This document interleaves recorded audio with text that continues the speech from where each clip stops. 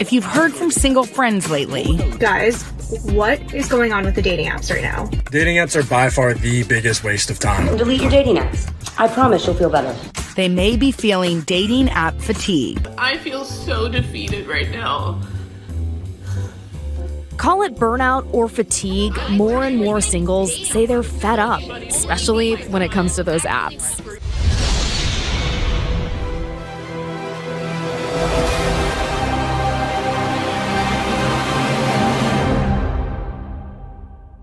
Welcome to Manosphere Highlights Daily. Today's video topic request comes from Patreon gang member Mr. Henry. Let's read his message. Hello MHD, I am Sports Droppings on YouTube. Thought this from Nightline 3 weeks ago would make for a good video. I noted especially the gender breakdown of both interviewees and experts. Mr. Henry, aka Sports Droppings, thank you for your video topic request. Salute! Alright, let's jump right into the video. But first, now it's time for us to get into this and do what we gotta do. Because we many.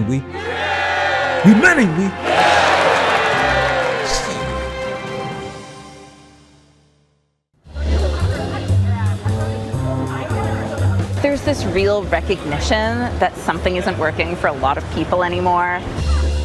If you ask single adults what dating is like right now, I feel fatigued is probably a really good word. They might say something like, it's just so hectic right now, and it's really hard to find a genuine connection. I feel so defeated right now.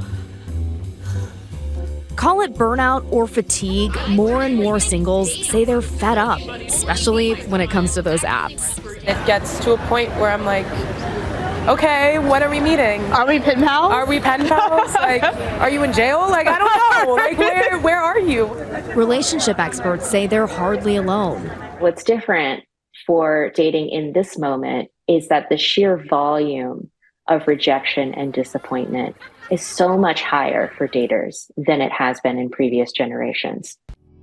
I think this expert means the sheer volume of rejection and disappointment is much higher for men than it has been in previous generations. The 80-20 rule is more like the 90-10 rule nowadays, and some may argue that it's even a 95-5 rule. Remember, among users, men are far more likely to use dating apps than women. The most recent data show that while 29% of men use dating apps with some level of frequency, just 18% of women say the same. On a micro level, that translates to nearly twice the amount of men as women using the apps daily. Between all the swipes, likes, taps, and DMs, almost 80% of singles say they experience some degree of emotional fatigue or burnout when dating online. They're disappointed, they're frustrated, and I think they're overwhelmed by choice. Hold up. I think this expert means women are overwhelmed by choice. Men in general don't have that luxury. What's interesting is that the narrator of this video points out a big issue in the dating scene. Check this out. After the show, I had a chance to jump into the hot seat. Do you have any specific deal breakers? Physical traits. Okay, anything that might be a deal breaker? Yes, she knows. Okay, I am specific about height. She wants somebody really short. And although I did get teased for my height preferences, I'm 5'8", and I normally am like wearing heels. I get a lot of grief for that, so that's why We're not giving you grief. We go like this. Right? I took away a valuable lesson, if not a date. We've seen it many times on the Pop the Balloon show, how women reject men because they are not tall enough. This includes with heels. And I pop because basically the height. I like my men a little taller than me. So Okay. taller than me completely. I want to be looking up to you. How tall are you? 5'11". Okay. So yeah. How tall do you think I am?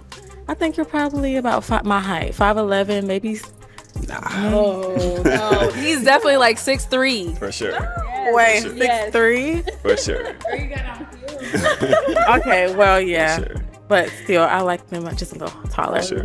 Rejecting men because they are not 6 feet tall or higher means about 85% of men are not considered eligible. This is just based on height alone. We're not even talking about looks in the face and socioeconomic status. Most women don't find most men attractive.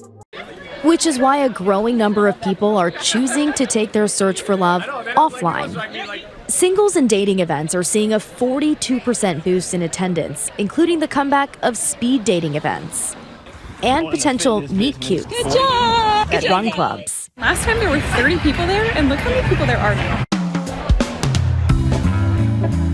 Even a pizza tour. I'm really prioritizing in-person connections, kind of just meeting people by chance. I don't feel like I've felt this engaged about dating in years. And so it's nice to be like, okay, there's a real way to meet people. Human beings are wired to look for connections, so dating app fatigue and the rise of in-person dating events is not surprising to me. However, I am skeptical about the effectiveness of these offline dating events. Why?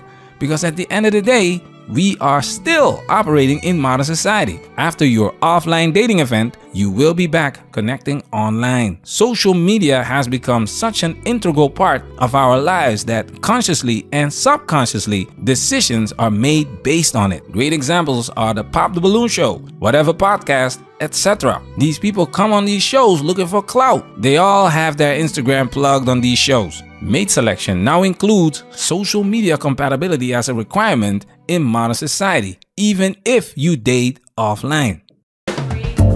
In the matchmaking world, it seems there is something for everyone. At this conference in New York City, more than 100 matchmakers are here to learn how to help clients find their perfect match. You have a primary love language, but you can be bilingual in your love languages. One of the things that's different between matchmakers today and matchmakers a long time ago is that matchmakers today know the science of relationships, and they know what's important to long-term happy relationships. It doesn't matter if these matchmakers know the science behind successful relationships, because they can't change the environment, they can't change the culture, and they can't change female nature. You have matchmakers quitting because they can't get through these delusional women who must have a man who's 6 feet tall and makes 6 figures a year, while the math ain't mathing up. I just told you, a 6-footer is part of the 14.5% of men. You cannot help delusional. Disney princess syndrome, believing that Prince Charming is gonna appear out of nowhere and say, "Where have you been all my life?" Being a simp jutsu master like Richard Gere's character in Pretty Woman. These are fairy tales. They are not realistic. Matchmakers cannot help the helpless. As singles like Jada continue their search for love IRL, the major dating apps are experimenting with artificial intelligence. Bumble founder Whitney Wolfe Herd talked about that on Bloomberg TV. And then you don't have to talk to 600 people. It will then scan all of San Francisco for you and say, these are the 3 people you really ought to meet. And so, that's the power of AI. But some relationship experts are skeptical for now. No robot is going to be able to tell me who I'm attracted to. There's absolutely no way that they're going to know whether I like that person's smell. There's no way that they're going to know if I like that person's brain. There's no way that they're going to be able to predict whether or not that's going to be a lasting connection for me. I agree here.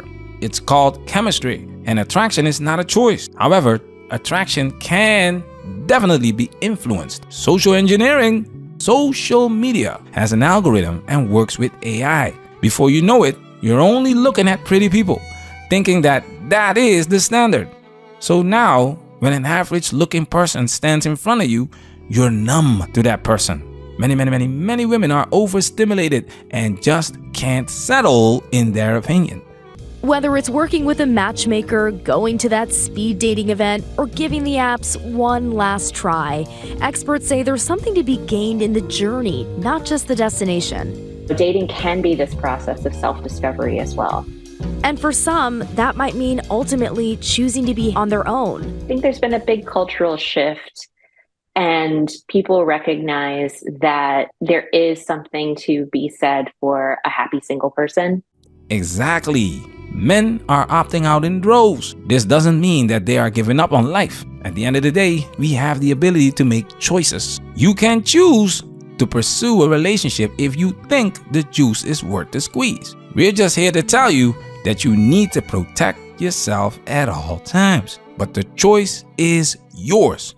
Listen to all, follow none. I am 20 years old. I'm a sophomore, I'm studying advertising, and the main quality that I'm looking for in a man is emotional intelligence. Yes. I mean, I just don't have time to play games. Management, we working. Protect yourself at all times. This video has officially been highlighted.